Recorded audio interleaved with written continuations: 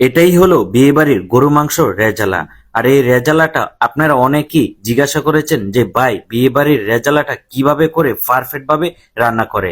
আজ আমি আপনাদেরকে একদম পারফেক্ট ভাবে রান্না করে দেখাবো। ফার্স্ট আমার এখানে 25 কেজির মতো গরু মাংস আছে।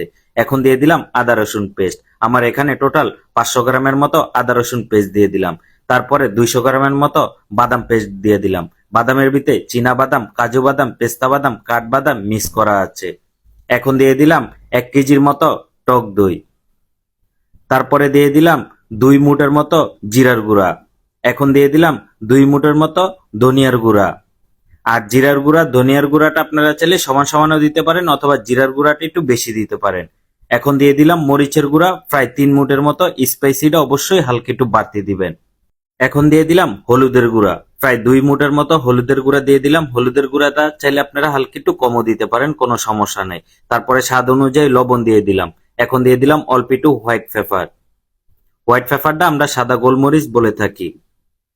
এখন দিয়ে দিলাম বড় এলাচ, ছোট এলাচ, তারপরে তেজপাতা, তারপরে দিয়ে দিলাম দারচিনি। মানে বড় এলাচটা হলো কালো এলাচ আর কি। কালো এলাচ সবুজ এলাচ দোনোটা মিলে দিয়ে দিবেন। তারপরে দিয়ে দিলাম পেঁয়াজ। আমার এখানে প্রায় 2 থেকে 3 কেজির মতো পেঁয়াজ দিয়ে দিলাম। তারপরে দিয়ে দিচ্ছি সয়াবিন তেল। সয়াবিন তেল প্রায় 1 থেকে 1.5 লিটারের মতো দিয়ে দিলাম। তারপরে দিয়ে দিলাম হাফ লিটারের মতো সরিষা তেল। সরিষার তেলটা অবশ্যই আপনারা দেওয়ার চেষ্টা করবেন।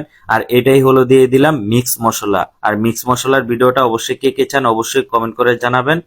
অথবা আপনারা চাইলে বাসায় যদি জানা থাকে আপনারা মিক্স মশলাটা তৈরি করে তারপরে রেজালাতে দিয়ে দিবেন। তারপরে এই মাংসটা খুবই ভালো করে মিক্স করে নিচ্ছি। দেখেন মাংস মিক্স করার সময় একদম ভালো করে আপনারা মিক্স করে তারপরে মাংসটা অনেকক্ষণ ধরে চুলার হিটে হালকা হালকা রেখে তারপরে কষায় নিবেন।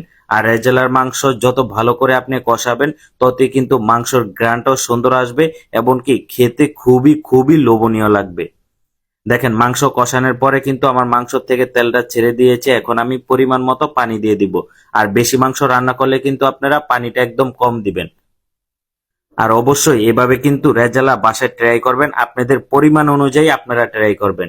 তারপরে মাংসটা মাখা মাখা হয়ে গেলে এখন আমি কাঁচামরিচ দিয়ে দিলাম স্পাইসি অনুযায়ী। তারপরে এখন একটা বাটির ভিতরে বেশি করে গুঁড়া দুধ গুলিয়ে নিচ্ছি, যাতে আমি অন্য অন্য খাবারও দিতে পারি এবং কি রেজালাতেও দিতে পারি। আর গুঁড়া দুধটা অবশ্যই আপনারা বিফ রেজালাতে দেওয়ার জন্য চেষ্টা করবেন। দেখেন আমি এখানে গুঁড়া দুধ গুলিয়ে তারপরে দিয়ে দিলাম। একটু ঘন করে গুঁড়া দুধটা গুলিয়ে নিবেন।